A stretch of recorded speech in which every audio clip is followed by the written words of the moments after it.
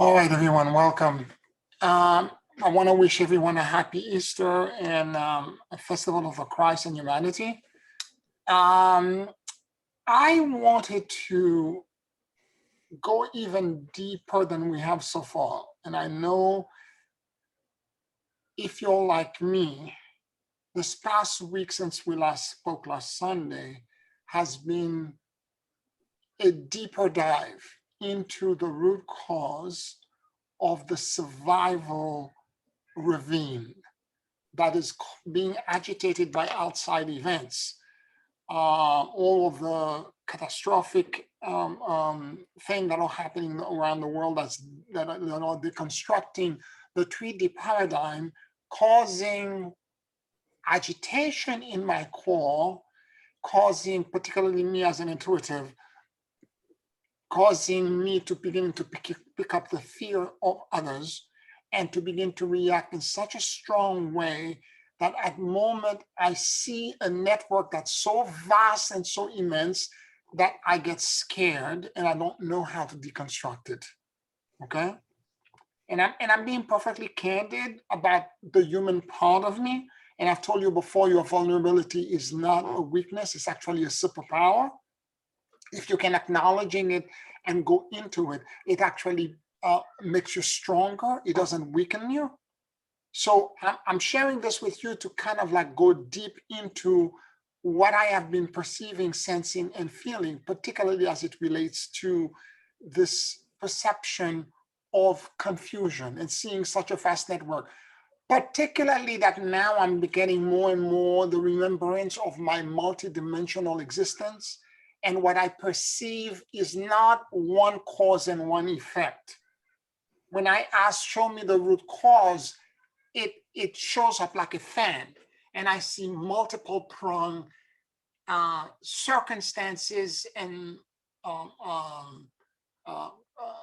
agitation, program, subprogram, and subpersonality modules that are all simultaneously true. And all of them, if the survival is a ravine that has a stream in it, there are all these tributary streams that are flowing inside of it. I had spoken about the invisibility, if I just to remind you of a few. I had spoken about that the world is malevolent, paranoia, because it's malevolent, therefore you're in paranoia and you're constantly scanning and trying to find safe space. In addition,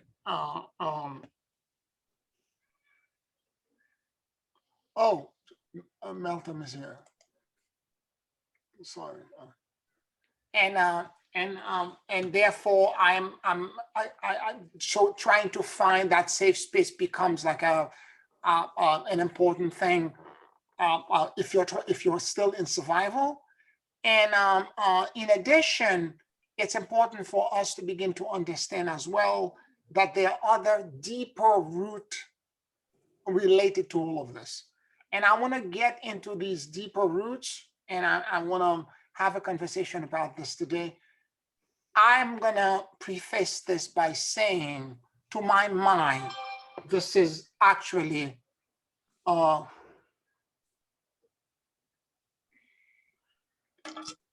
are you there, Melton? Did you get in? Yeah, I got in. Thank you. Your connection is very slow. Okay. Okay. All right. So could you mute yourself? I would appreciate it. So the thing that I want to talk about today is what I will term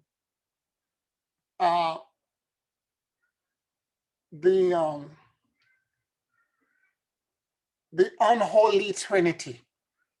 This is the root cause of what is contributing to the survival. And I'm going to go back over a class and some conversation we had before. And I'm not going to go into the detail. I'm just going to expand. We remember we talked about that in the beginning, there was only the giver, an infinite desire to give, and there was nothing else. And the desire to give realized it couldn't be self-real. It couldn't know it existed. It emptied the space of itself and created an outside, a mirror, and infinite desire to receive. And for a while, the giver and the receiver blended in perfect harmony with each other. Yet over time, so the role was set. The giver was giving, the receiver was receiving, and the receiver paid back by being grateful to the giver. Gratitude is the way the infinity loop was supposed to close. But over time, the receiver began to forget to be grateful. When you keep getting and getting and getting, and it becomes so easy for you to receive, the gratitude after a while begins to go in the background and fade away. This deep and profound reverence for the gift received goes away. And as it goes away, what grows in its place is entitlement. I want to get, and I want to get instantaneously. I want to get, I deserve, because I'm always getting, and I need to get, and I need to get, and you become, in Buddhism, the term is tangha, which is the bottomless pit that nothing, bottomless desire that nothing can fill. The more you eat, the more you want to eat. Yet at the back end, anybody that has this, at the back end of this, that kind of severe and profound entitlement is shame and undeservedness. Deep in your core, no matter how much you want and you keep desiring and you keep wanting and wanting and wanting, the back end of this, at the bottom of it, is a part of you that know that you're undeserving of all the thing that you're siphoning to you. Okay? And of course, after a while, what happened is that entitlement, that shame and undeservedness grew so big that at some point the receiver said, I don't want any more. Don't give me any more. And the moment it said no, it was infinity. It contracted. It collapsed. It collapsed to a point that the Kabbalah described as the size of the head of a pencil. And that contraction is the first expression of a singularity. And we're going to get into that. Keep that in mind, because that's extremely important. It's the first expression of a singularity. What do I mean when I said the unholy Trinity? There are three things that I can see right now, or at the root activation of all survival metrics. The first, of course, is the undeservedness. And the undeservedness and the shame came because we lost our ability to be grateful. We became ungrateful because we lost the ability to have the deep and profound reverence for every gift that was being given to us. This is why the undeservedness became a thing. The shame became a thing. Okay? Right behind that, because what I just described, the entitlement that was connected to this, and the shame, the undeservedness that's underneath it, and then the finally the breakout moment where the shame and the undeservedness was so much where you say, no, I don't want any more. And at that moment, there's contraction.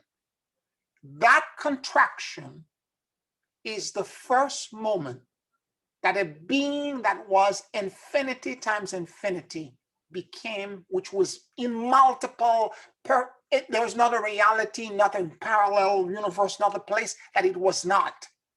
And in one instant, it became a point, a dot. And that singularity of consciousness is the original separation and fragmentation consciousness. And that separation and that fragmentation is for sure a major fracturing event. It's a huge step down and a major fracturing event, causing what was infinity, endless, multidimensional, experiencing things in the fan that I've described multiple times before, over and over again, having this nuanced perception, that was so fluid and so incredibly, basically being in morphogenic harmony. We talked about the flock of starlings that are flying together and letting their awareness be controlled by the morphogenic awareness of the entire flock. Having that kind of flockment collective awareness and let it all collapse into you as a single bird, as opposed to, let's say, 6 billion of them flying together. All of a sudden you become one in an instant, like a snap. All of a sudden you're separated from what was infinite.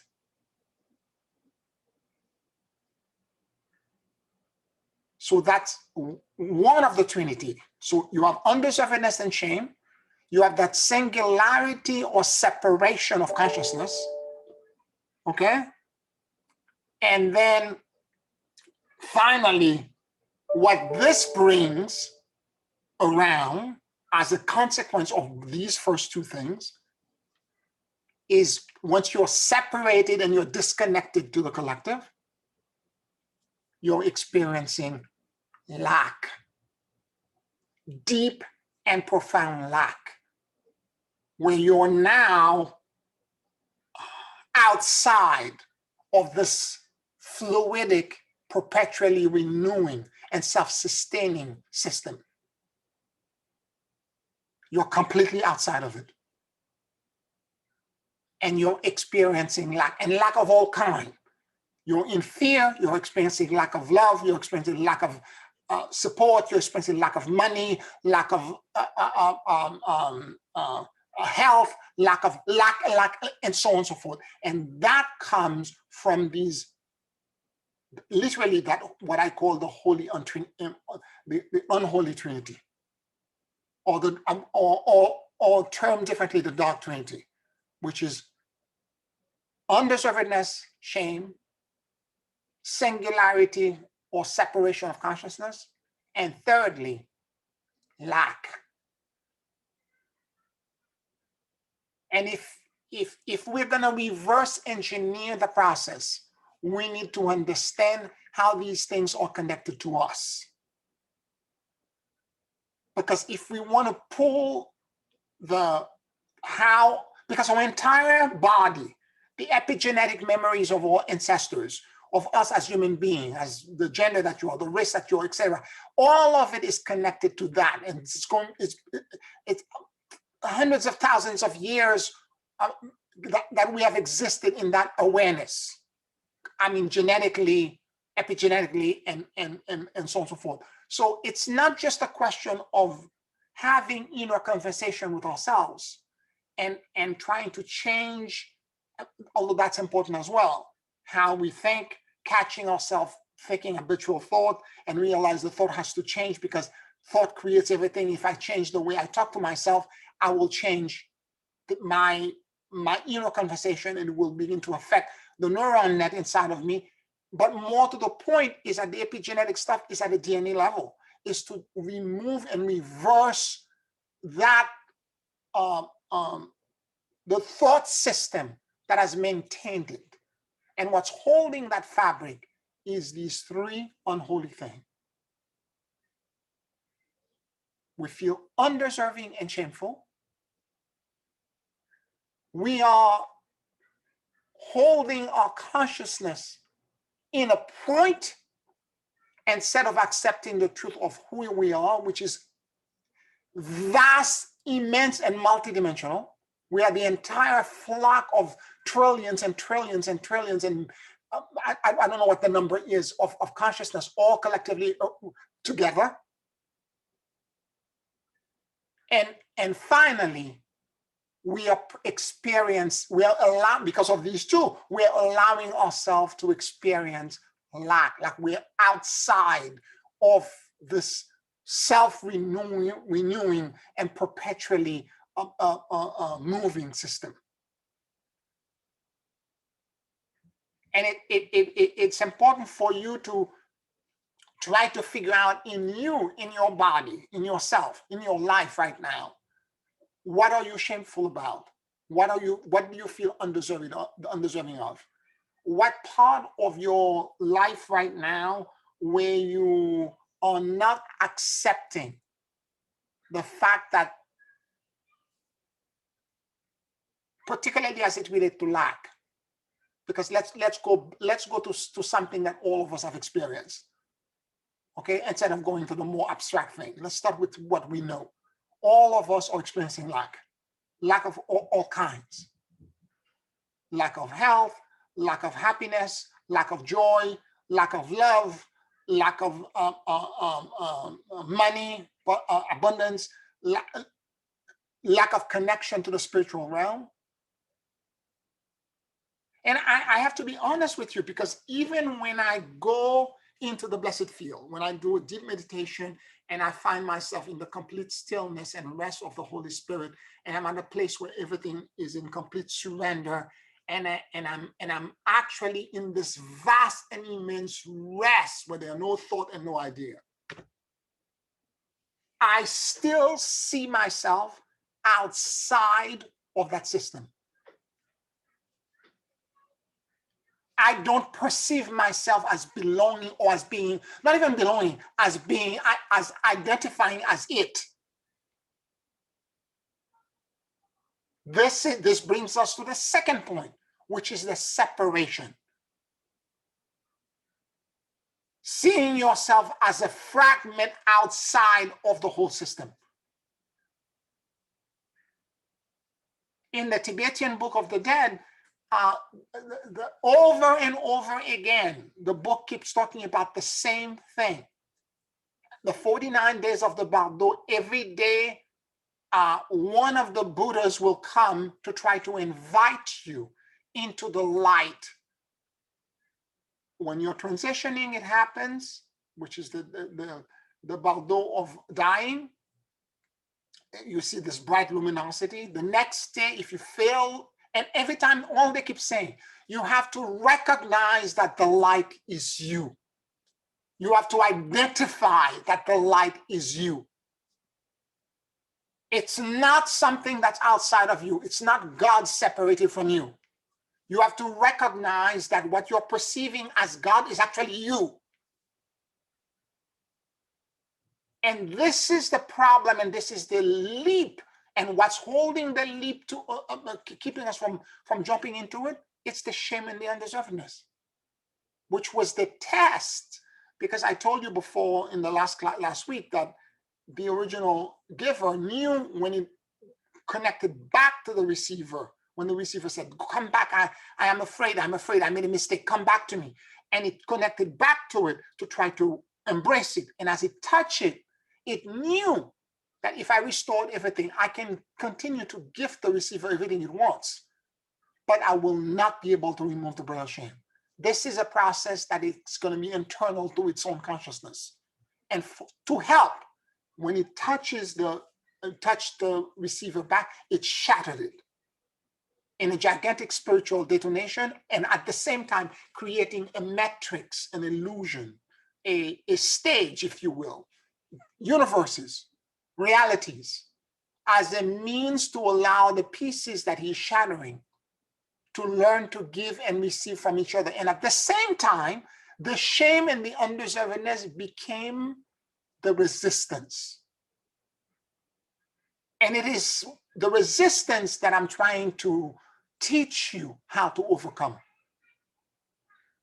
That's the resistance. And it's that resistance we have to figure out a way to overcome so that we can act. Because we don't have to wait for the bottle of death for us to accept the luminosity. Luminosity is accessible at all times. When we do the bottle of samadhi, the bottle of enlightenment, and we get into that space where we're experiencing the rest of the Holy Spirit, it's all around us. But what happened? We fall down, we prostrate ourselves, we become small, we cry, we become highly emotional. None of us can accept, and use the shame, none of us can accept the fact that what we're experiencing as God is us.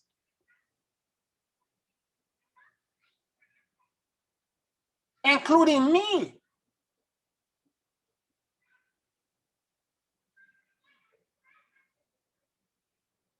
And this is huge, because every day if you read the Tibetan book of the it will tell you over and over again every day, when the Buddha invites you, you see the light, etc., blah, blah, blah.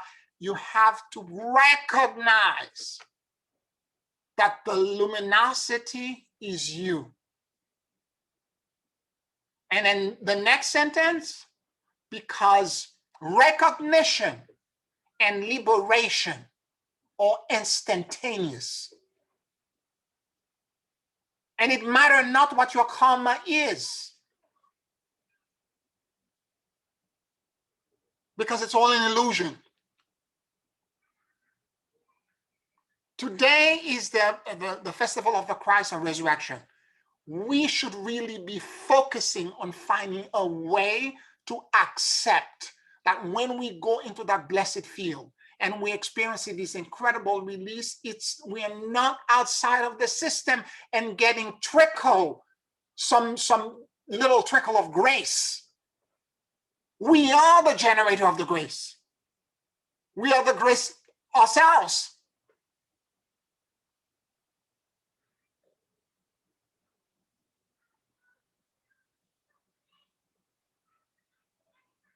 Do you see what I'm trying to say? We have to read. It's literally from our DNA. We have to stop thinking completely differently. And this is wave genetics, where thought, light, ideas, and concept begin to recalibrate and change the geometry of our DNA and the sequencing of them.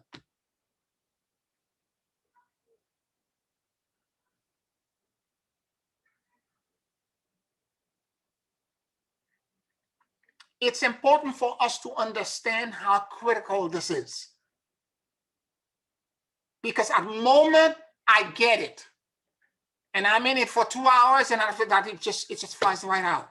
I go back to the same habitual behavior, the same doubt, the same fear, the same lack, and slowly the creak in my body comes back, and the fear and the panic that I have, blah, blah, blah. A few hours later, they're back again. Now, granted, we have a whole system, 7 billion people who believes in this.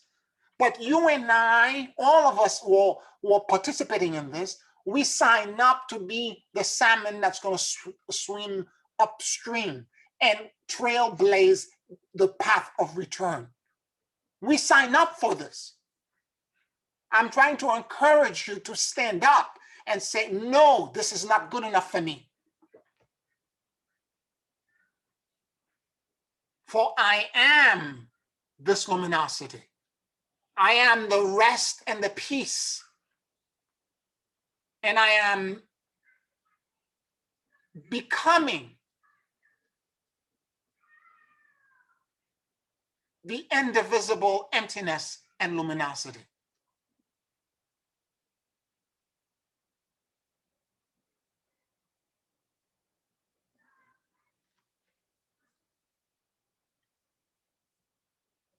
And what we have to do in the process of this and realize, and all of three of them, for me, these 3 points have been moving for me. And at some point, I realized that they were all interconnected, and they were all part of a system, that dark Trinity, that unholy Trinity, that they were all interconnected and they were moving together. That when I try to move one, the other one, they kind of like, it's like pushing one end of a triangle, and the triangle changed shape, but it's still a triangle.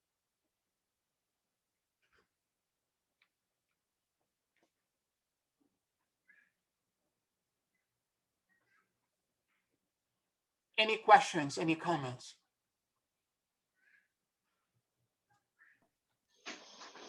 Pierre. Yes. You are really blowing my mind today. Because I'm thinking, you put me like in a deep thought. I'm thinking about the 50 trillion cell in our body. And all these cells, they are light. But what are we doing in order to raise the frequency? Because they are frequencies, really, in order for us to bring that frequency into a level to be liberated. And the resting in the spirit, the identification of connecting with that light. Because you are right. Every time you go in that field, you just there is that thing that you're there but you're not there.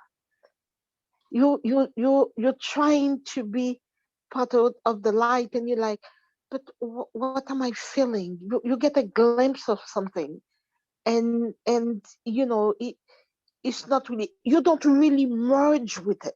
Yep. You don't really merge with it, and knowing You're like that you're like a stepchild that came to dinner for one time, and that's after that, right. you're thrown out. That's right.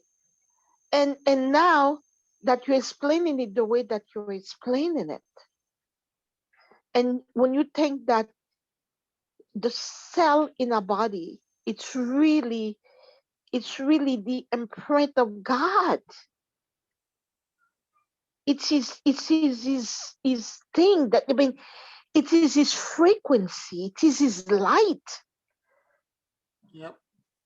And we are suppressing that light for us to live our full potential. I just it just that thank you. Yeah. Thank you, thank you, thank you, thank you, thank you.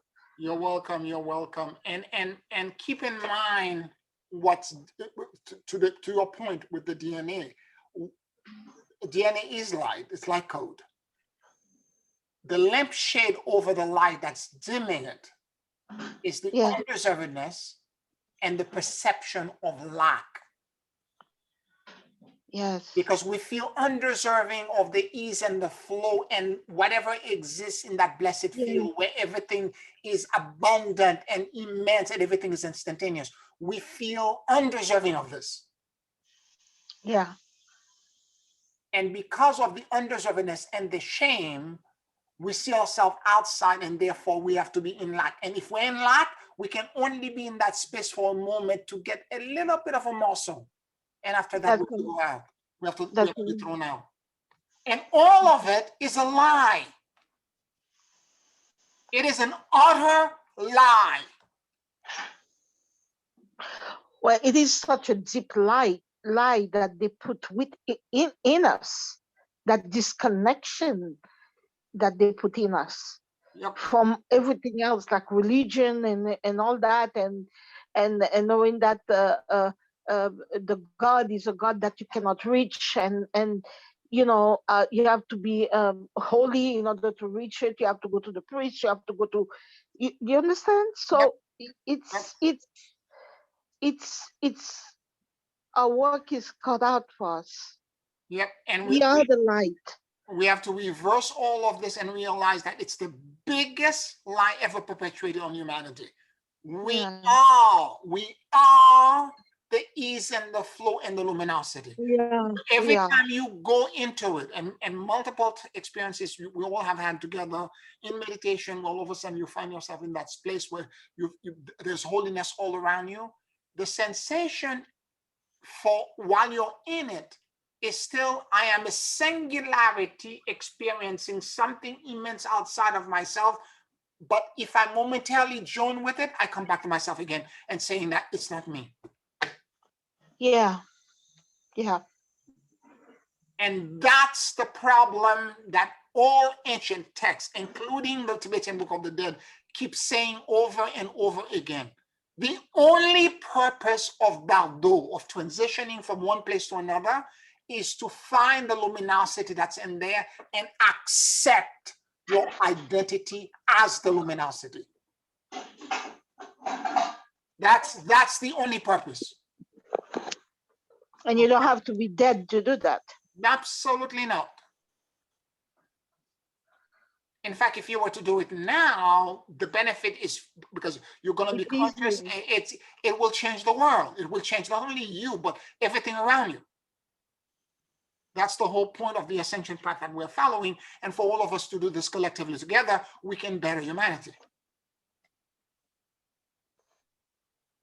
Wow. Any other questions or comments? Thank you so much, Ria. No problem.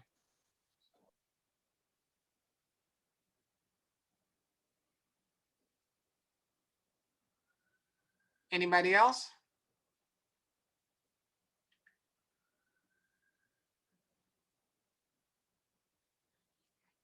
You see, when I do the monadic merger, and I go to all the hands of the clock, and I end up back at 11 o'clock, and all of a sudden I feel I am in this profoundly immense space, and I'm disoriented. Yet at the same time, there is utter and complete stillness in the core of my being. Like everything is at rest. And there is no thought, no idea, no external influence. I am just in complete rest, and I am in deep awe of this state where it's very hard to describe it. If you're old enough to know what you used to have Windows 7, and when you print, there was a paper clip, and the paper clip would unwind and then become nothing. There's this, it was a regular paper clip. Every time you print, it had little buggy eyes, and it would unwind and become like a one trait. Well, that's what it feels like. Like whatever was tight, contained, for momentarily when you're in that space, you're not a singularity. You belong to something vast and immense. Initially, when you get into it, it's highly disorienting. Because when you first get into it, you don't know where you are. I remember one student saying to me, well, I go into this state when I'm done, and I know I keep asking you guys to do this merger and go around the corner, around the hands of the clock. And then when we're done, people usually get up and walk away. You're doing yourself a huge disservice. You should sit in that state for at least 10 to 15 minutes. Because at that very moment, when you're done, you and the luminosity are one. You literally have become God at that very moment. And you should sit in reverence. Remember, I said gratitude for me means deep and profound reverence for the gift received. You should practice that emotion at that moment. Because this is what we lost. This is why the shame grew. When you're practicing, listen carefully to what I meant. This is a golden secret. When you're practicing the monadic merger, when you get to the end where you feel connected to that vast and immense space, you're now merged with the luminosity, temporarily for now, because your consciousness is still fragmented. You should be practicing gratitude. What I mean by gratitude, try to see if you can experience deep and profound reverence for being in that state, for the gift of unification, of returning back and reconciling and recognizing that this luminosity is you.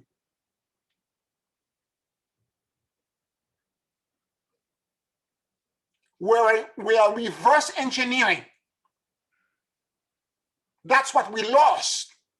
This is why we're in the pickle that we are today. So if you can go back into that state, because initially I know that when I go into that space, I am in awe. it's very, initially it's hard to describe where you are because you're trying to figure out the kind of space that you're in because you're still like everything is gone, and all the landmark or the point of reference of being a singular separated being or erased, because at that moment you are in the non-existence, the no thing. I remember talking to a student and she was experiencing this. She kept saying, I think something is wrong with me. I think medically maybe I should go to the doctor because I'm done with the meditation. All of a sudden I spend a half hour. I don't know where I am. I'm lost. I'm this.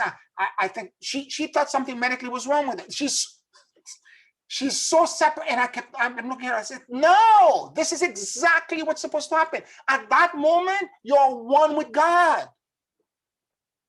What do you think God is? You're expecting a white man sitting on a throne with lightning bolts?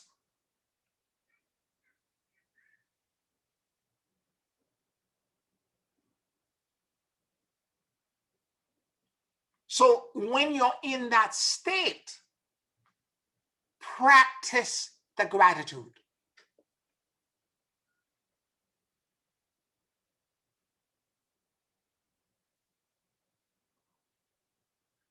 For me,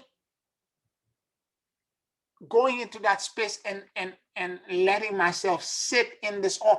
And by the way, when you sit in that space with gratitude, what happens is that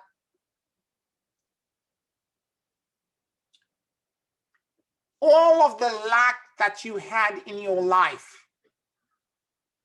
if you go into that, when you do the merger and you go in that space with the gratitude, all of the lack that you had in your life, whether it's physical lack, emotional lack, money lack, it doesn't matter. All the lack that you have in your life, when you sit in this kind of gratitude where the infinity loop is allowed to close the original system that was established, what then occurs, without you thinking about the lack, the solution set to them will show up for you. Without you even inquiring or asking about it. You will see in a flash, this is the answer for this problem. This is the solution for this. This is, sometimes it might be something that you need to ingest for your health. Sometimes it might be instantaneously you feel this energy drop into that part that was hurting and then poof, it goes. In some other instances, it's like, oh, I need to call this person. I need to resolve it. The solution set will show up.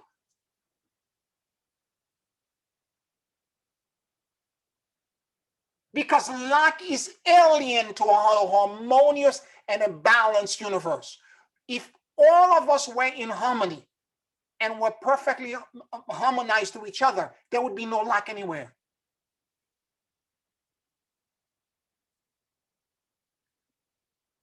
Because the one thing that your universe is trying to do all the time is to balance and equilibrate everything. Nature abhors a vacuum and is constantly trying to balance it. And if we're in lack, we are the ones stopping it from getting to us. Again, because of the undeservedness, because of the shame, we are the, and we feel, we identify. We are marinating in the identification that we are separated. We're putting spice in it, we're putting condiment, we're sitting in it and we're marinating in it.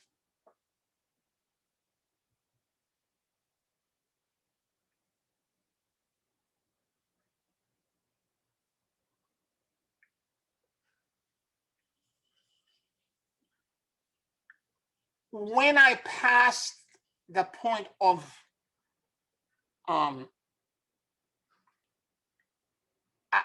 as I sit in that space and I'm grateful,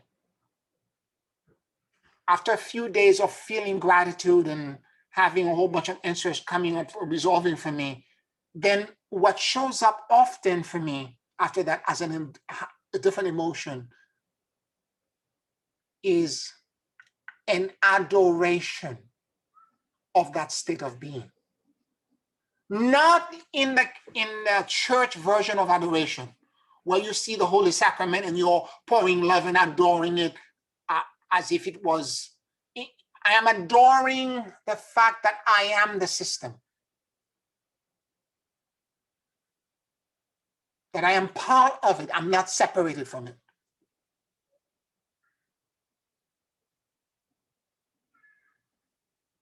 It's a completely different way because, I grew up as a Catholic boy, and, I've done the number of times I've gone to adoration and all that. This is a completely different thing.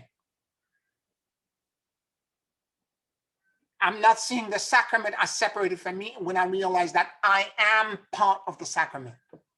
And the system is so beautiful that I am, aside from awe, I am experiencing a feeling of adoration for how stunningly simple, elegant, and beautiful this is.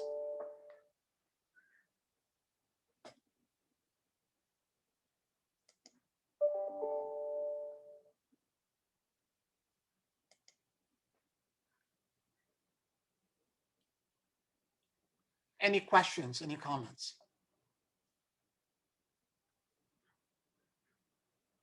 I know I'm triggering you, so you might as well pipe up.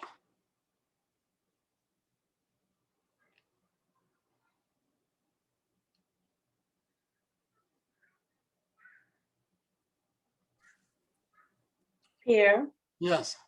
I feel this is like related to what you're saying in that it's like a murmuration. I have been very much enjoying the quiet, and I've been using the meditation that you gave us last week and then the one before that, right? And it leads me into deep silence. And I had started to feel this sensation of the luminosity, like as like just fractals of light. And I would say, okay, teach me that luminosity, like show me how to merge with it. And I would feel, I don't know how to explain it, but like an inkling of myself in murmuration with the fractals of light. Something, and it's like moving and it's kind of wave-like, and I can feel, so I wouldn't say that I'm there able to just believe I'm the light, but I get an inkling. But I feel they're gifting me, they're kind of giving me a game or something like playful, where, I mean, something innocent, where I get the tune to feel like what it's like to be in murmuration. And I have a deep trust for it. I'm like, oh, wouldn't that be going on all day long? Aren't we in murmuration all day long? So then I had an epiphany this morning after my meditation, and I was writing in that, to your point of deep, really deep gratitude, and, really deeply appreciating what the gifts.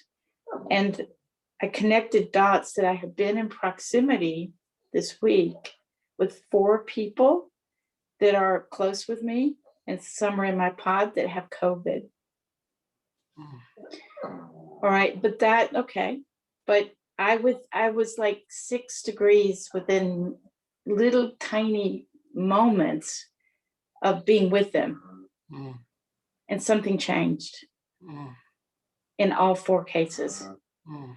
And had things had gone as planned, I would have likely been somehow in proximity with all 4 of them.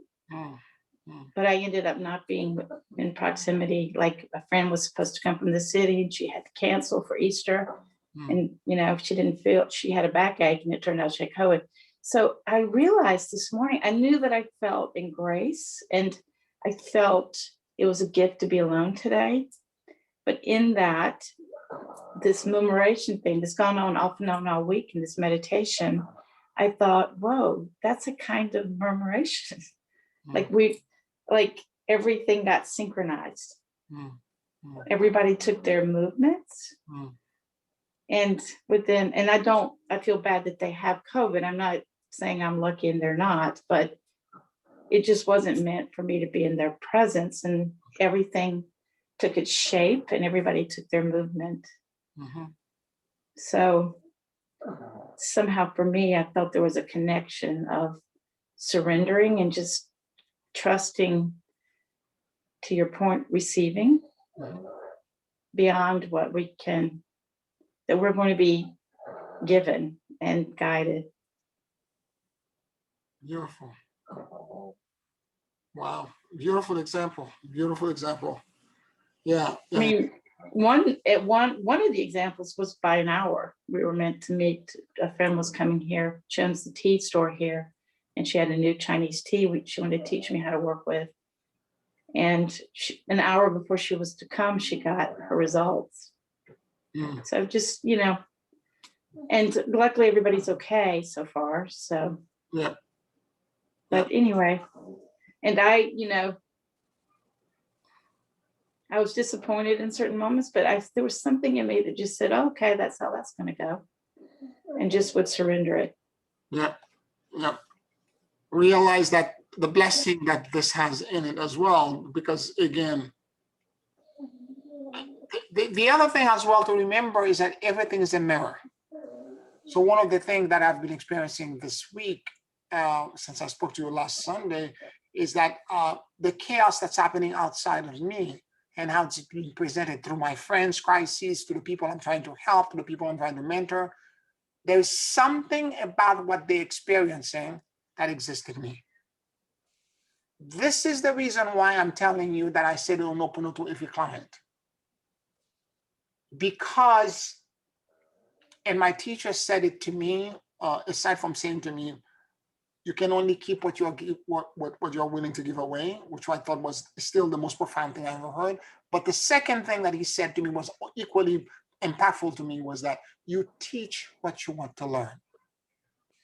And and if you go to your client thinking that you have all the answers and that you're going to teach, or any interaction with any other human being, including you, with your family, your friends, if you go with the idea that I have all the answers and I'm going to tell them, and I have all these preconceived ideas and I'm going to submit them to my ideas because I know this to be true, you're a closed book and you're not learning anything. Every interaction that you have with someone is a holy encounter. It's God meeting God.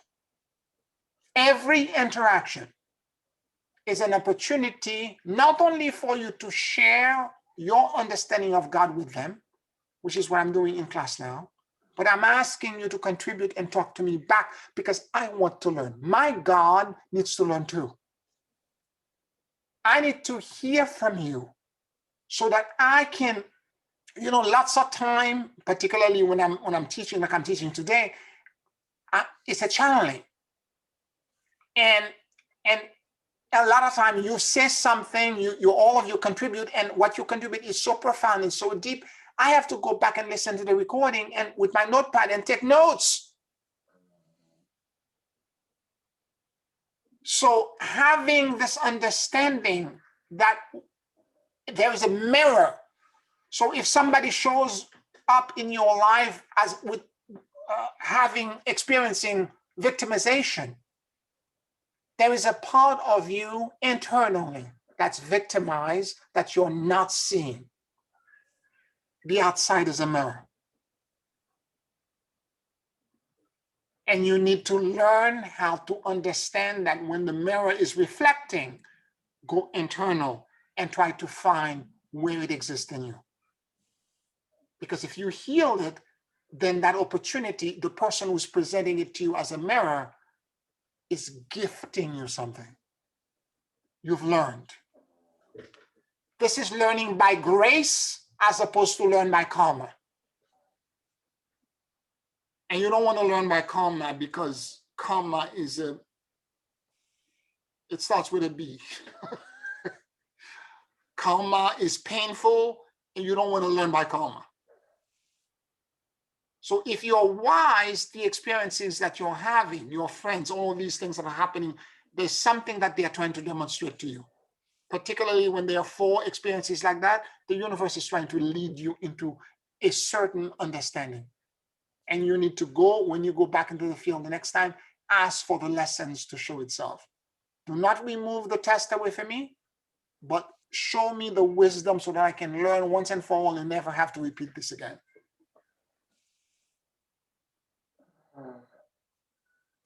Particularly when they come in repeats, there's the lesson. The universe is trying to tell you something.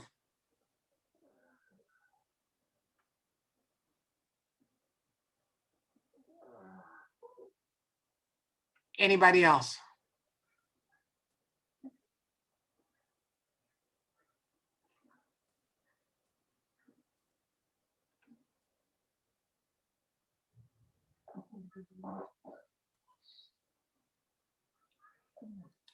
It is often complicated, as I said, to unravel, particularly when we begin to identify the many prongs or many tributary streams that are feeding the survival thing.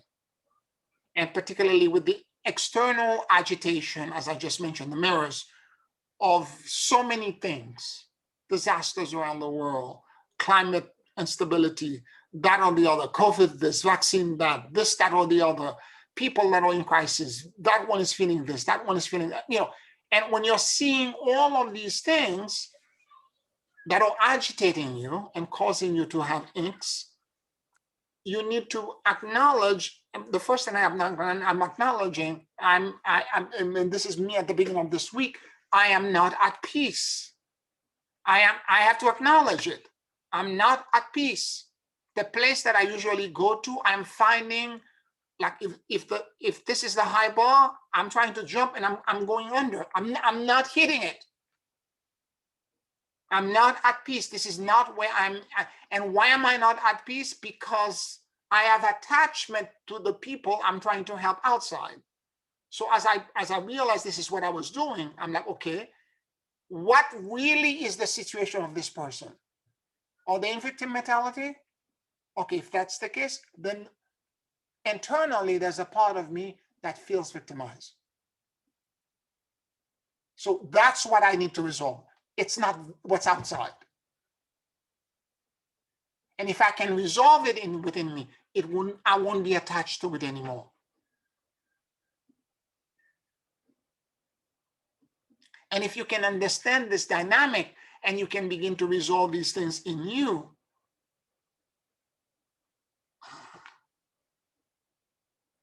as Lord Buddha said, the first Buddha said, life is suffering, but all suffering comes from wrong perception.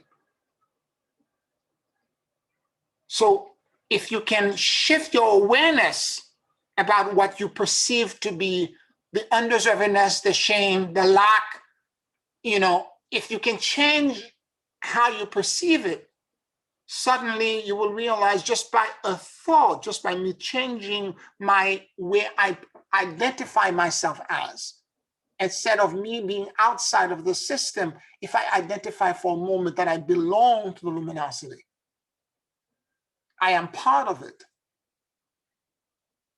then the moment I am in that space, I'm part of it, then suddenly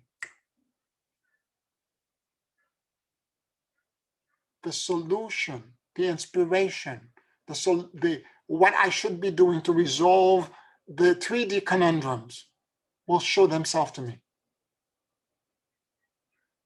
And again, because when you're in that space, the disorientation is so big that at times you don't know where the thought is coming from.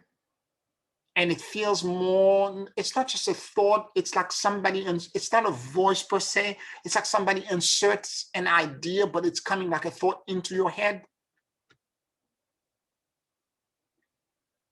And again, it's a flash of a whisper or something. This is more like a wave of knowing. This is what needs to be done. This is what this is the awareness. This is where this is supposed to go. And the moment you're in that space, you get the solution for to the lack that you didn't even realize was actually in the background agitating you.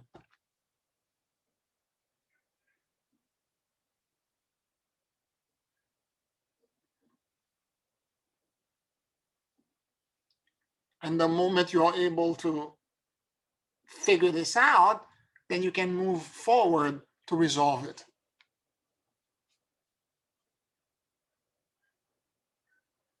Now, we know that obedience is a higher virtue. So when you get this knowing, you should get going and act and obey. Because for you not to do it, let me just say this. Every time I don't listen, that knowing, I paid dear price for it. Me too. Yep. Yep. Big time. Yep. Me too. Yep. So when that voice comes in and tells you what you should be doing and what's supposed to happen, if you don't pay attention to it, it's gonna hurt you. And for me, sometimes it's several hundred to thousands of dollars because I didn't listen.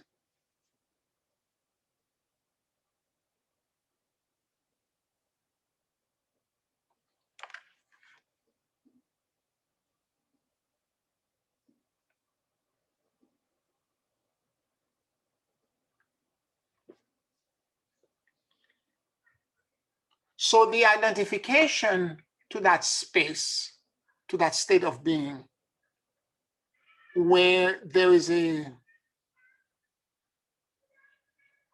different awareness of self, where self is no longer limited to the edge of your skin, but there is an awareness that you belong to this vastness and this infinitude. Becomes the key to resolving the spiritual conundrum. Now, I like what Janine was saying, and this is honest enough, in that initially you get an inkling to where you're going, and you get like a fractal or little sense of at moment that I belong to this. But it's not initially, because we are deconstructing something that's profound, that 7 billion people or more on earth are holding to be true.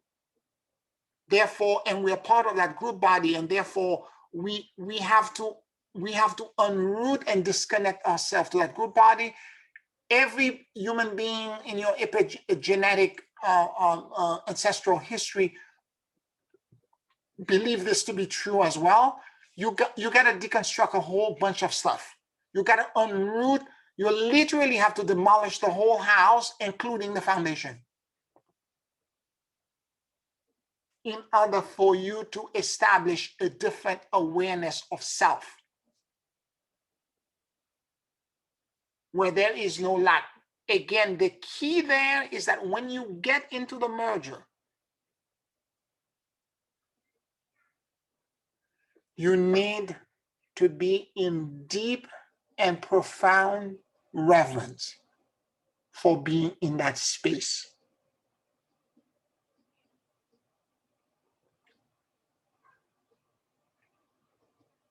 Because if you are not in that state of being,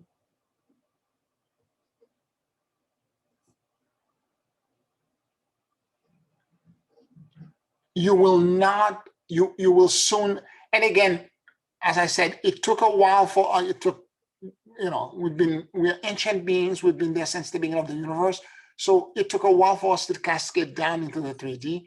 It's gonna take a minute of constantly repeating the reverse engineering the process for the neuron net in our bodies and our DNA to respond, so that we can regenerate and resurrect because the way mutation happens, all cells typically changes different rates. Some of them 2 days, some of them several months. A few of them, they rarely change, particularly the one that are part of our inner brain. But they do change, they do mutate, and they do regenerate themselves. But if you change your thought system and your relationship, your conscious awareness of who you are and what you are, it will affect your DNA and your genetics. And the moment that begins to happen, and it takes a lot of, this is mental mastery. This is what a lot of the ancient masters are talking about.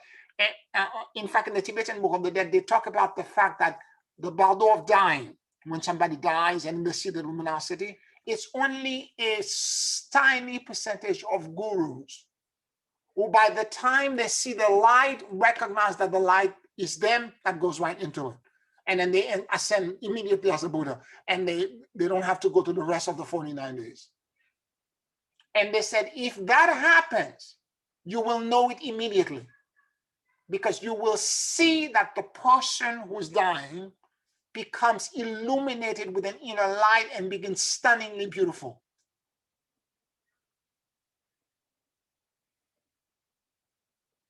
And you will have the sign that they are accepting the luminosity. And it should last, the way they say it in the book, it should last as long as it takes you to eat a meal.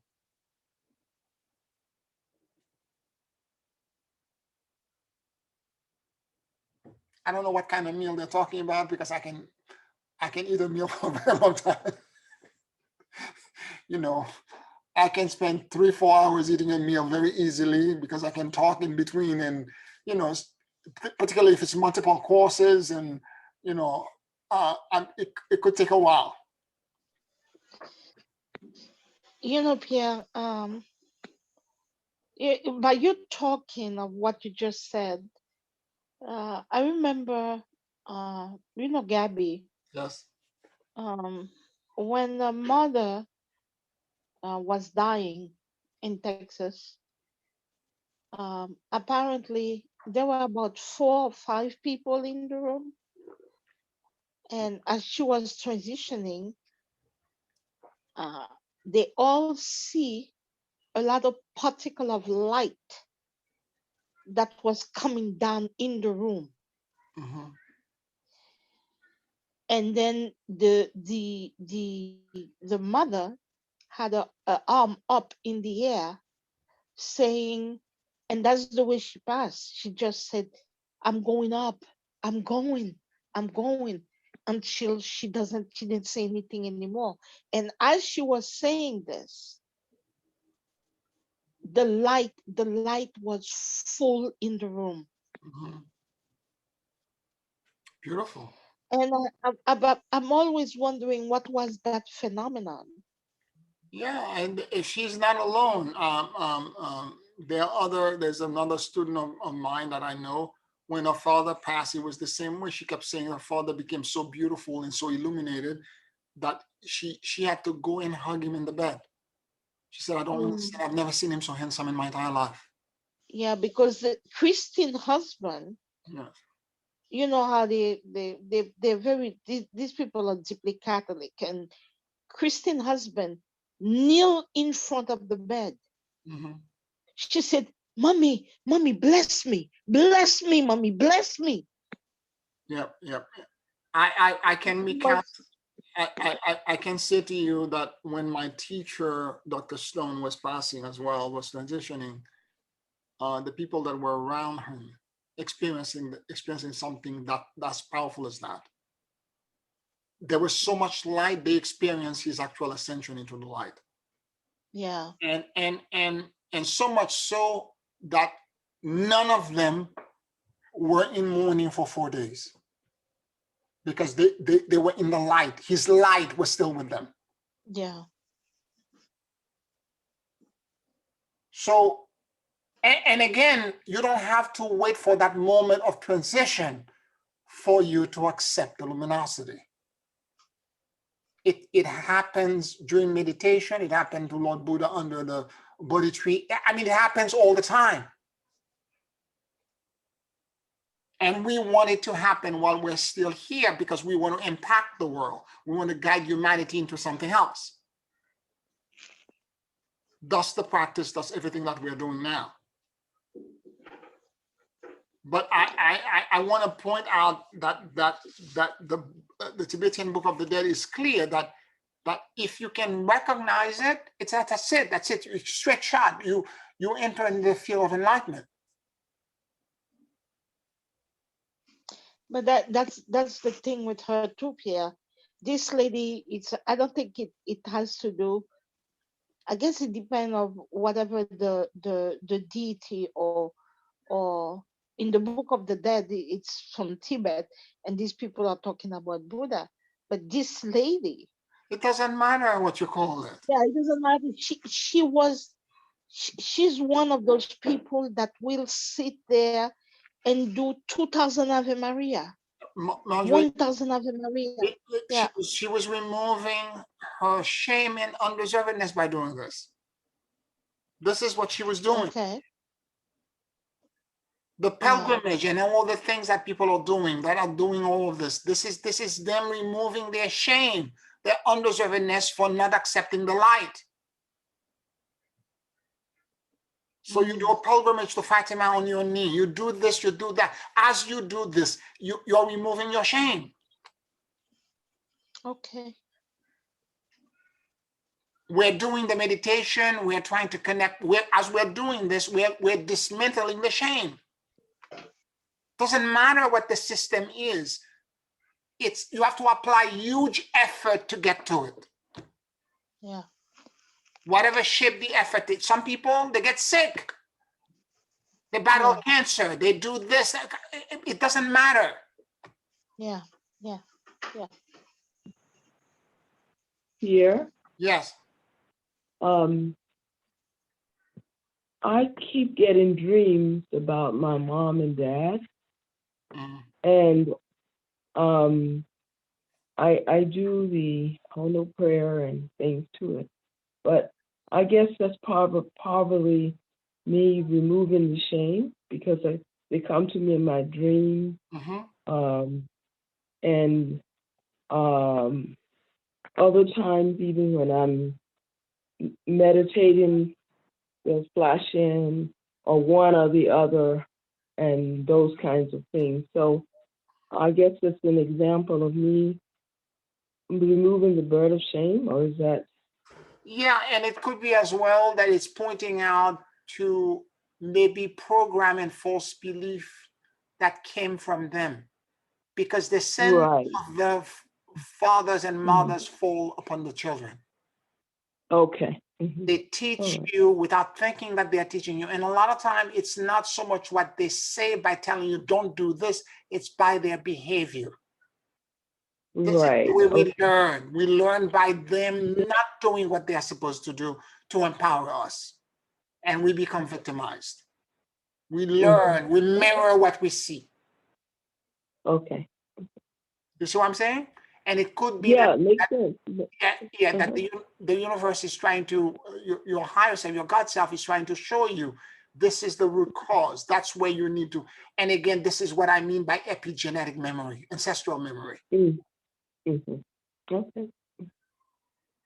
Thank you. Yeah, not a problem.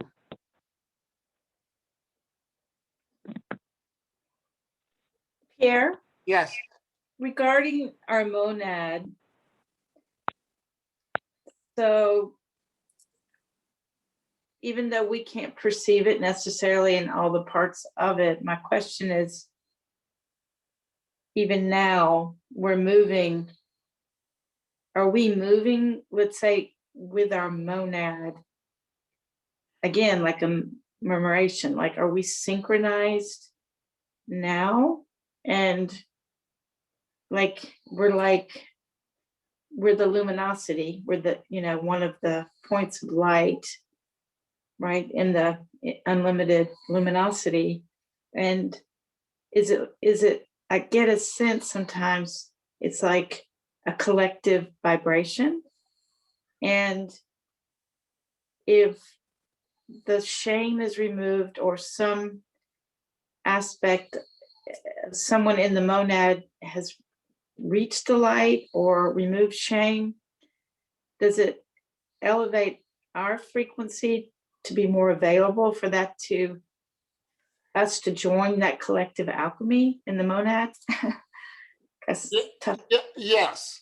Yeah, in other words, It's so abstract, it's hard for me to think how to put it to. it's for me, it's not abstract. So every member of the monadic family works for the betterment and the reintegration of the monad, the ascension of the whole monad. Now, somebody has to take leadership position. That somebody could be you, or it could be somebody else in the monad that's already more advanced than you. It doesn't matter. But when one person achieves samadhi, enlightenment, that person immediately will absorb and influence whichever one of the 12 oversoul body that it belongs to. The other 11, it will influence them dramatically to cause them to all ascend. That's the first circle of influence. And once that happens, then that now over self body, because once 12 of them all merge, all Christed, that's the Christ initiation. You're at the level of the Christ. And at that moment, the rest of the monad will follow you. Because that's what I felt I got a sense of, is like when we to keep coming back to this reference, only because I feel it's been given, and I'm just so touched by it. Like if you think of the starlings, I mean, it's not accidental. There's some kind of tuning that's happening, and there's a primary tuning that we don't. But the beautiful part of it is, you don't need to know who's in charge, right? That's the point. But that's the light. Yeah. Like I mean, that's the part that I feel I was kind of aha'd, is like there's a tuning, and even that is a murmuration. Like you don't care if you're the one leading the tune, right, or enlightened, because there's no you. Yep. You're just doing you, and it's affecting everybody else, and they're finding their tuning. Yep. So I felt like that must be what it could be like in the monad. Yeah. So, I mean, that's what I was trying to get an inkling of. Is like, my goodness, like if someone in my monad is cleared shame, or they've gotten in the light, or close, I mean, like we're all going to receive the tuning. Here is the other thing as well to watch out for, and we'll give you an inkling where you are. When you're doing the monadic merger, the closer, when you're asking for the Christ itself to show itself in front of 1 o'clock, 2 o'clock, wherever you're asking for it to show up, the closer it is to you, the closer you are to merge with it. Okay? Mm-hmm. And as you keep doing it, at some point, one of them will completely merge completely inside of you. And when you call it, let's say it's 3 o'clock, and say 3 o'clock being out here, you will feel it like it's inside of you. Mm-hmm. And when that happens, the monadic, you've merged monadically and at oversoul level with that entire piece. So that's so beautiful. And I makes me want to do the monadic merger, like for a month, like a monk. Yes. Because I know that feeling when something feels close, and I feel like I maybe need to reclaim it somewhat.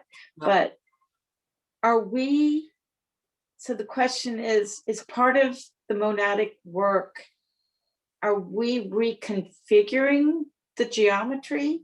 No. Or we're in the geometry, it's just being rendered, we're rendering ourselves in it as part of the whole We're all one of, I mean, we are the geometry. We're not reassembling it. We're just trying to see the rendering of.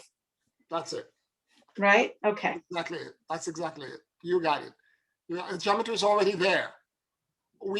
The reason we saw them fall, it's because we had all the shame, all the undeservedness. And as we keep removing the shame by keep doing the practice over and over again, like this woman would say 2000 Ave Maria, as we keep removing the shame and doing hard things, daily practice, same time, 45-minute meditation, hour meditation, this, that, or the other, and then remaining in it in some way or another for the rest of the day. As we keep doing this, the shame gets removed and it gets closer. It was never separated. Remember what I said when I was explaining the fall? It's not a fall, it's a surface-area step. And more to the point, we never fell. We just dreamed that we did. Yes. The source has always been there. And the giver is always close to us, was always giving, was always there supporting. We are the one going, Yeah. We are the one, because of the shame, that are separating ourselves. Is the monad, all the aspects of our monad, right? All the 144. I mean, sometimes I get a sense when I do ask for help. It's like, it's a microcosm of like it being infinitely given to. I mean, we're infinitely, potentially could be infinitely sourcing the whole monad or each other. Yeah, the monad is the memoration. Right. The monad is the memoration. That's what I was saying. That was the aha moment. I got it. I've shown like it's a murmuration. It's like happening anyway. Yeah. And whoever's tuning it, you don't really have to know, because it's going to tune within you. Which is why I then used the example of my friends. Like it was all just getting tuned, and I just took my lead and obeyed with whatever and accepted whatever. Yep. Wow. I mean, I swear, this is so beautifully creative. It's like living in a prism. I mean, it's complex but simple. It just makes you want to sit there. First of all, you think to yourself, why would we leave the house without doing this work every day? But secondarily, I guess, it's like it makes you want to just really take nonstop time and work with it. Yep. And to your point, Janine,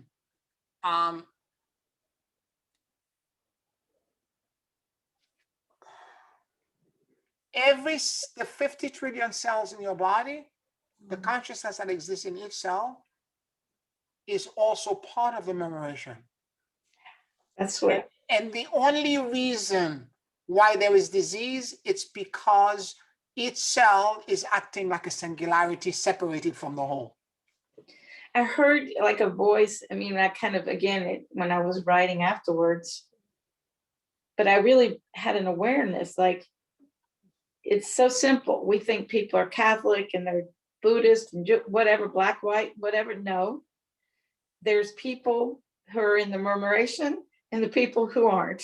That's right. I don't, meaning people who have found their way into the flow and can hold it for, let's say, some amount of time longer, and the people who are still kind of in that chaos of action reaction. Yep. And so the idea is to find whatever meaning. It doesn't matter what the meaning is. This is why the Tibetan Book of the Dead keeps saying all the time, all you need to is to recognize that the luminosity is you. Your karma is irrelevant. Your circumstance is not relevant. However you do this to recognize this, that's the key. This is the only way you get off the wheel of the samara, the wheel of death and rebirth. This is the only escape.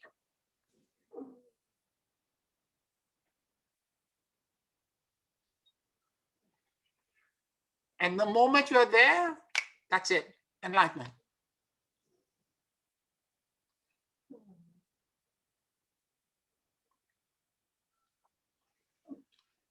All right, let's take a 5-minute break and we'll do the monadic merger as a closing meditation.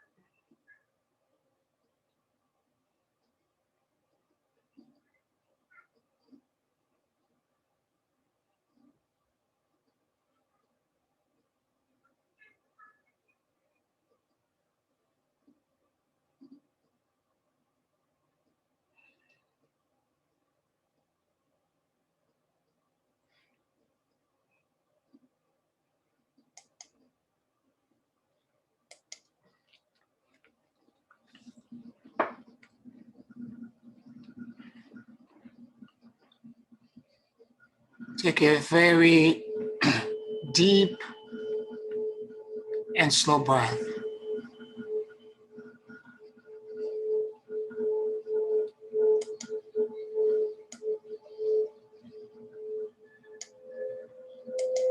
And as you inhale and exhale deeply and slowly,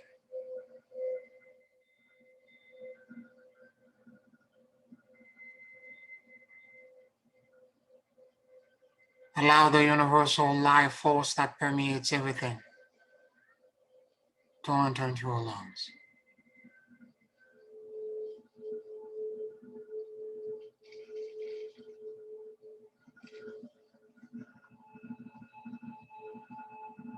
Keep breathing deeply and slowly.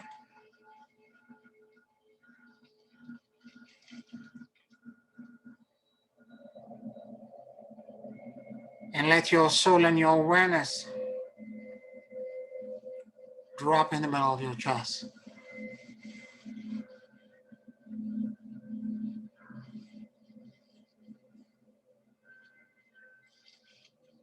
Please forgive me. I love you. And I let go.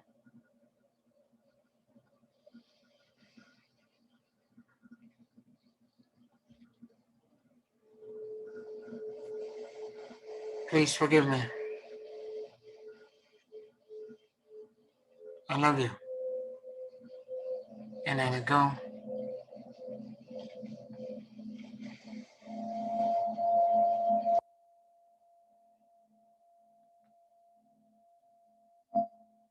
I become aware of my monad and mighty I am presence.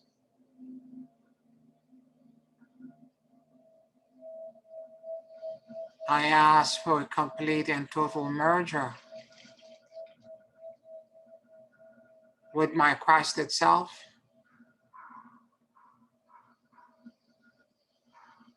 and with the 12 Christed aspects of me that compose this. I am that I am.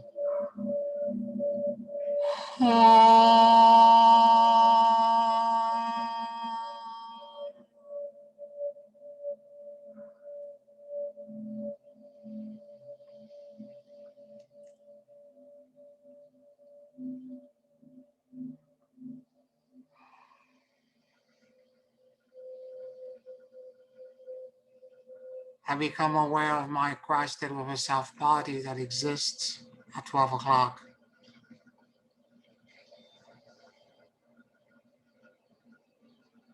Please forgive me. I love you. And I let go.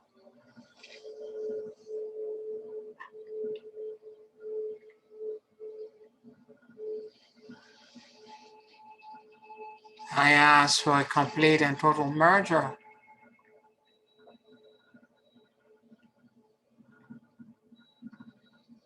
with my Christ itself and with the 12 Christed aspects of me that compose this. I am that I am.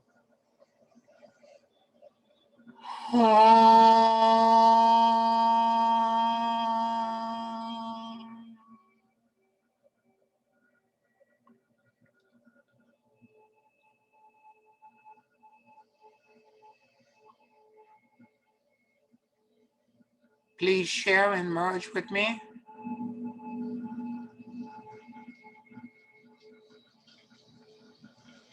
the virtues, the wisdom, and the power that you know.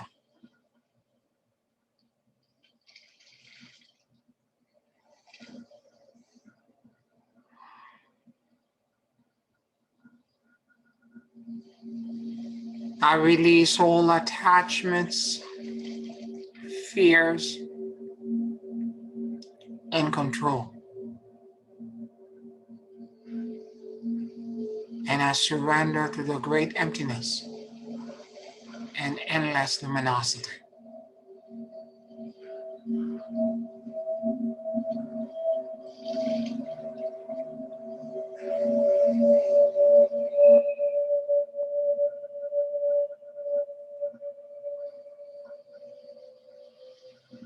And become aware of my Christed of a self body that exists at 1 o'clock.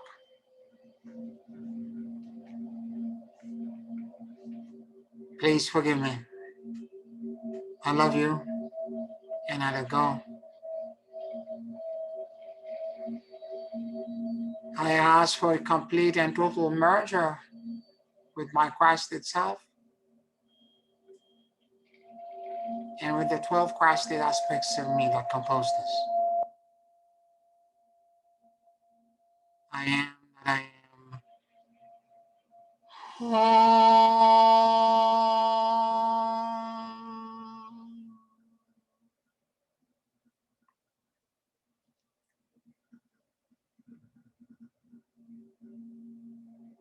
I ask that you share and merge with me the virtues, the wisdom, and the power that you know.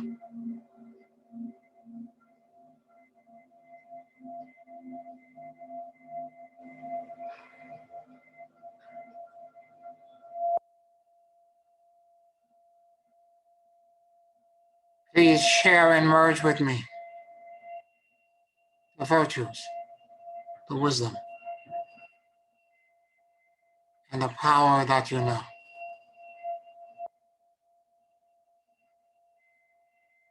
I release all attachments, fears, and control, and I surrender to the great emptiness and endless luminosity.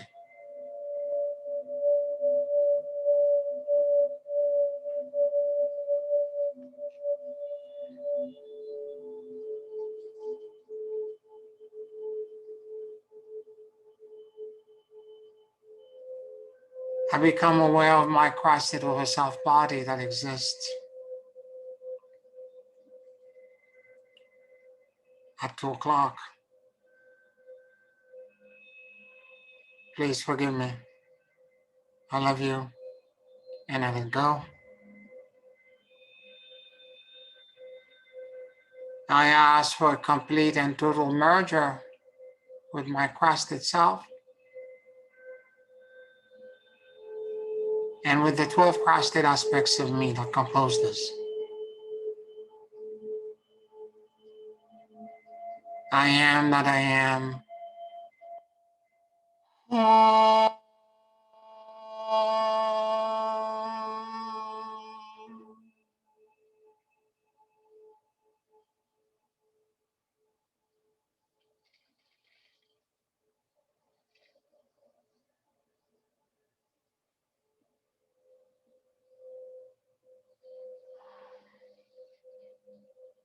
Please share with me the virtues, the wisdom, and the power that you know.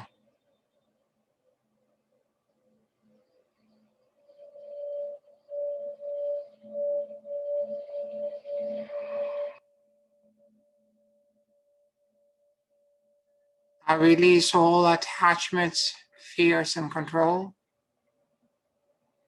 and I completely surrender to the great emptiness and endless luminosity.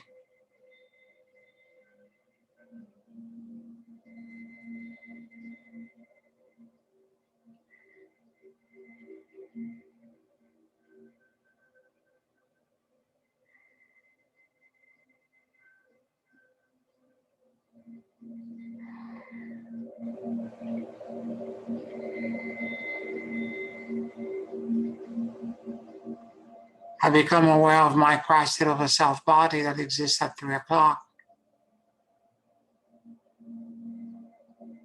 Please forgive me. I love you, and I let go.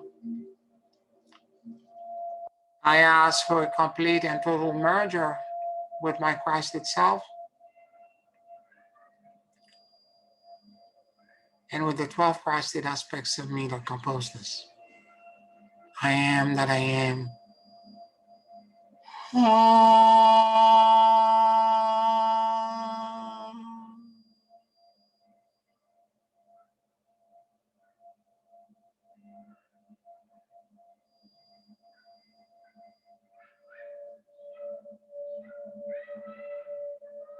I ask that you share and merge with me the virtues, the wisdom, and the power that you know.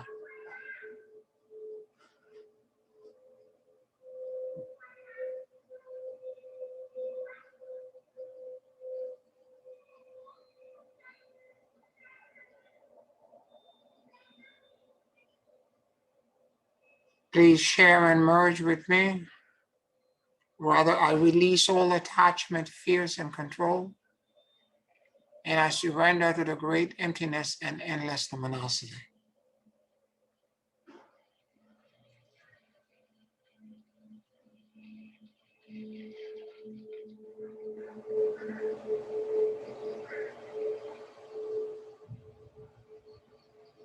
I become aware of my Christed of a self body that exists at 4 o'clock. Please forgive me. I love you and I let go. I ask for a complete and total merger with my Christed self and with the 12 Christed aspects of me that compose this. I am that I am.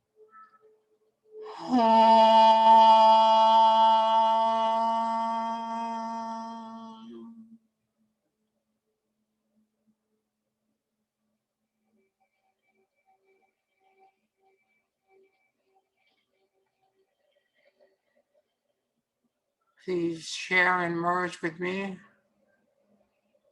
the virtues, the wisdom, and the power that you know.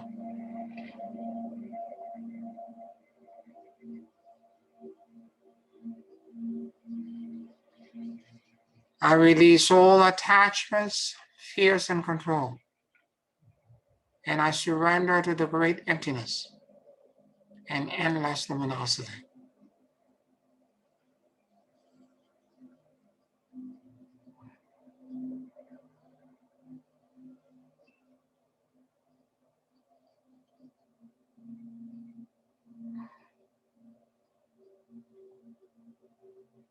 I become aware of my Christed over self body that exists at 5 o'clock.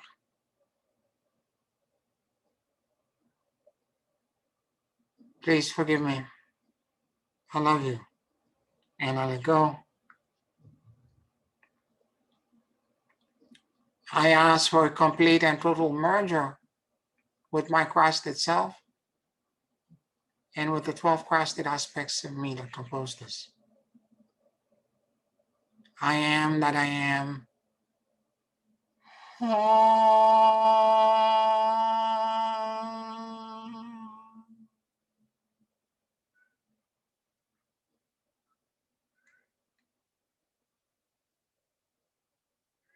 Please share and merge with me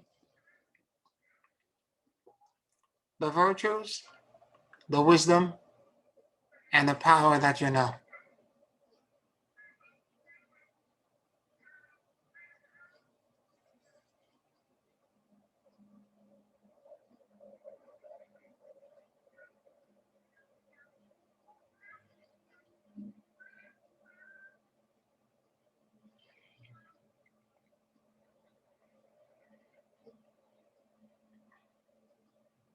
I release all attachment, fears, and control, and I surrender to the great emptiness and endless luminosity.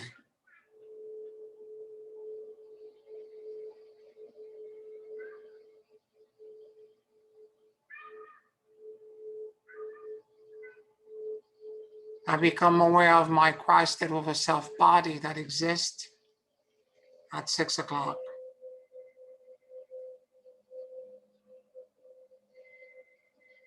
Please forgive me. I love you and I let go.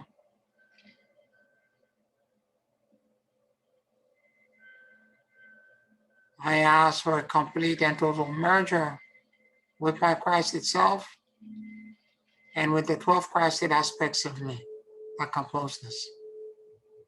I am that I am.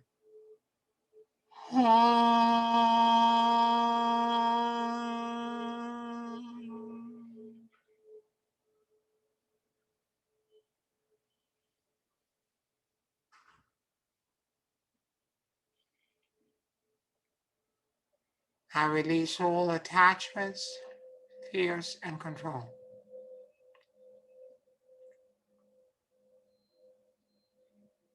And I completely surrender to the great emptiness and endless luminosity.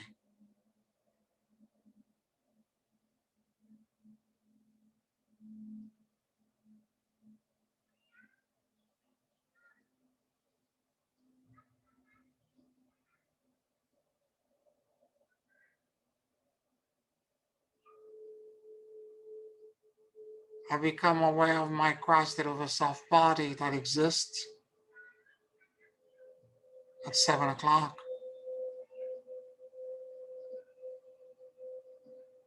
Please forgive me. I love you and I let go. I ask for a complete and total merger with my Christed self and with the 12 Christed aspects of me that compose this. I am that I am.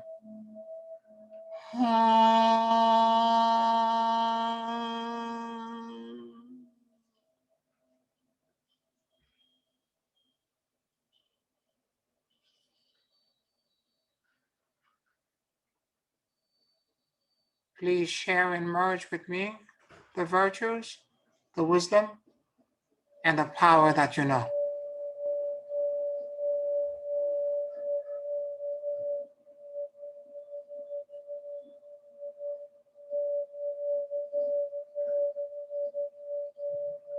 I release all attachments, fears, and control. And I completely surrender to the great emptiness and endless luminosity.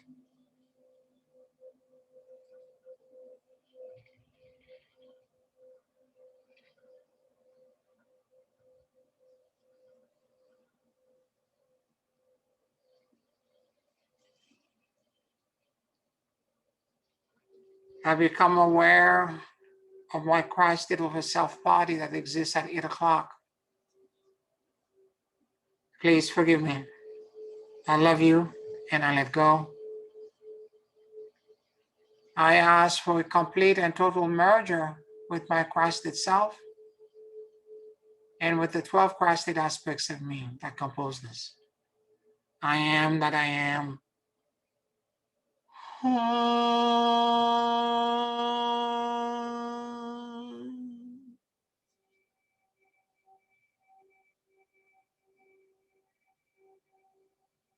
Please share and merge with me the virtues, the wisdom, and the power that you know.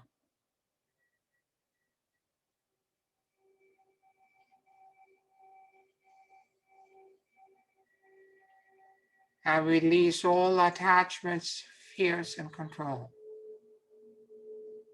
And I surrender to the great emptiness and endless luminosity.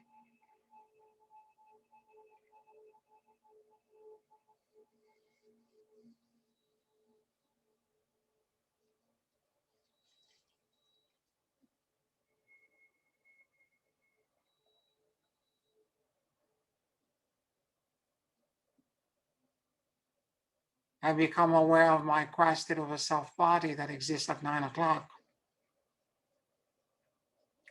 Please forgive me. I love you and I let go. I ask for a complete and total merger with my Christed self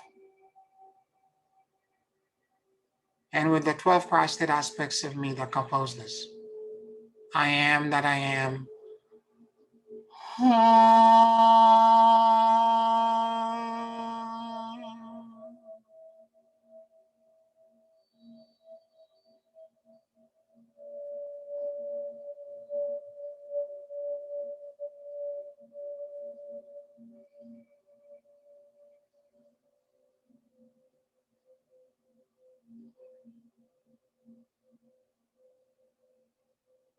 Please share and merge with me the virtues, the wisdom,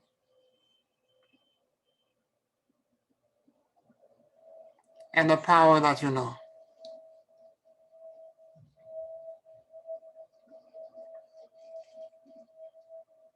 I release all attachments, fears, and control, and I surrender to the great emptiness and endless luminosity.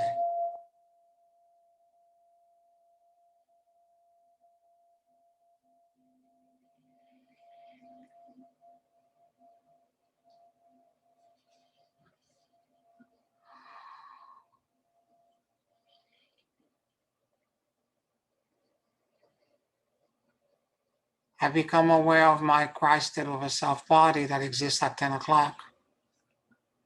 Please forgive me. I love you and I let go. I ask for a complete and total merger with my Christed self and with the 12 Christed aspects of me that compose this. I am that I am.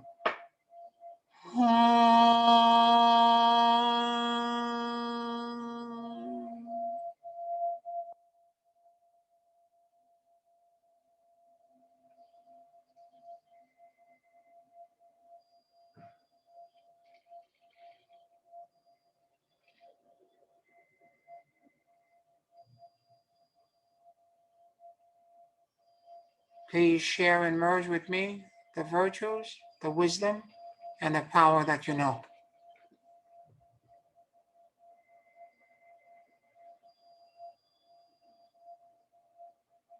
I release all attachments, fears, and control, and I surrender to the great emptiness and endless luminosity.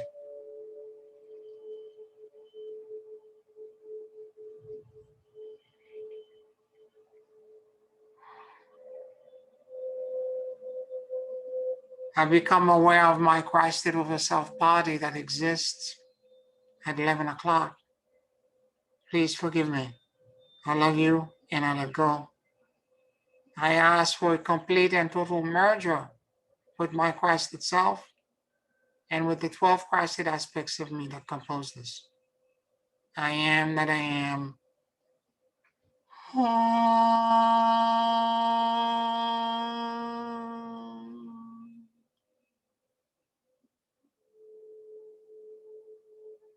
I ask that you share and merge with me the virtues, the wisdom, and the power that you know.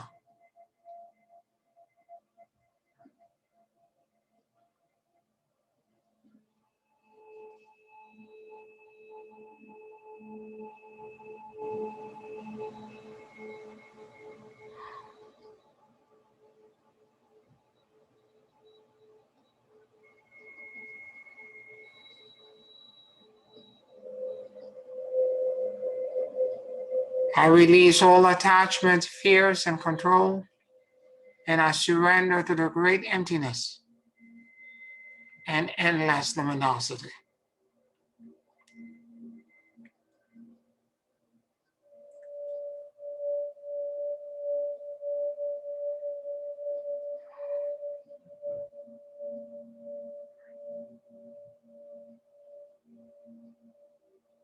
I am now in spiritual rectitude and verticality.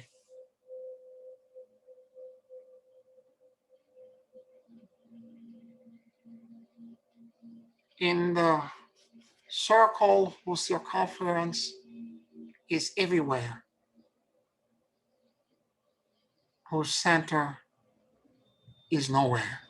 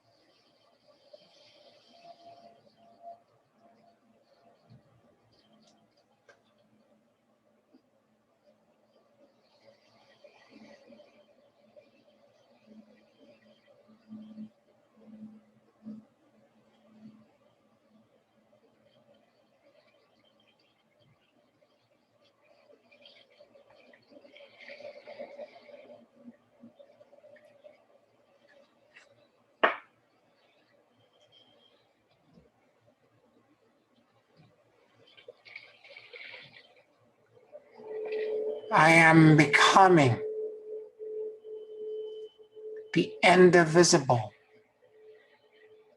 emptiness and luminosity.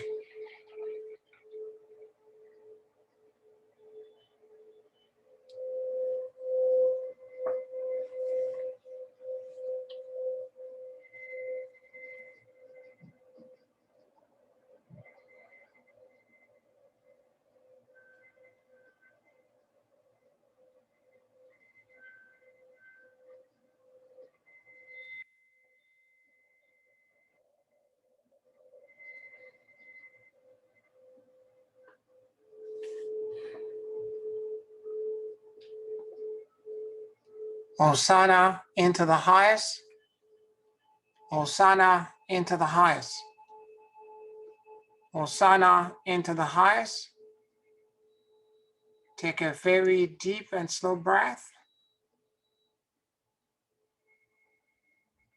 And whenever you feel ready, you can open your eyes.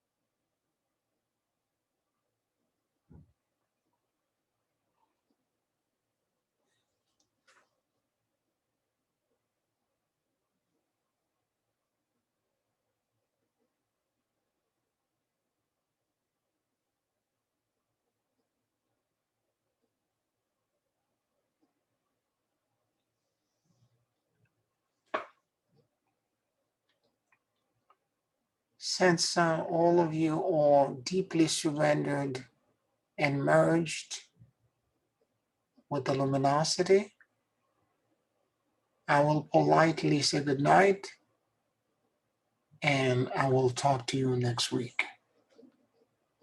Enjoy the bliss.